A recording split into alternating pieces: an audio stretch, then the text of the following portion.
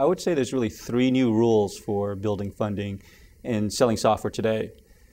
First, I think the big news of our time is that software is moving into the internet. With SaaS, with cloud computing, what you used to have to buy as a product has now been transformed into a service that you subscribe to. I mean, at Salesforce.com, we really talked about two things. We talked about a new technology model with multi-tenant systems and on-demand systems, as you will, for software. But just as important to that was really a new business model for software, which is a pay-as-you-go business model. And when you put software inside the internet and it gets transformed from a product that you buy and that you own the asset into a service that you now subscribe to, the business model is completely different. And so if you're trying to price for your software, you might want to think about things like, well, how do I meter the software? How do I track transactions?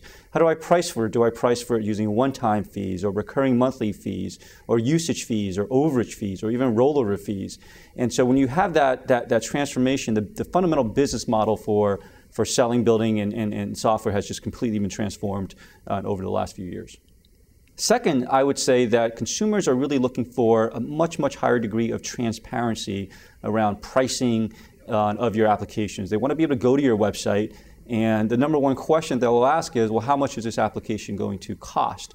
They're used to going to websites like Verizon's website or Netflix's website or Zipcar's website and seeing what the price will be for their applications, and they're demanding that level of transparency from the software vendors as well. And it's not just transparency, but they're looking for different packaging options. Different customers have different needs, and just like you can go to the Verizon website and say, I'll sign up for the 450-minute plan, the 900-minute plan, the unlimited plan, the family plan, consumers or customers are really asking for a much, much greater degree of flexibility in the types of packages that that the software companies want to offer them.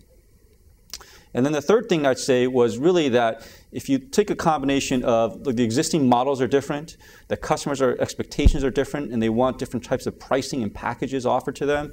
If you look at a traditional software company and you look at the back-end systems that are required to operate one of these software companies, it's completely different now. More and more software companies are being transformed into services organizations, SaaS companies, if you will. They're starting to have a business model that looks a lot more like the telcos, and a completely different set of systems that handle billing and service provisioning and recurring revenue is really required to build, manage, and scale one of these types of businesses.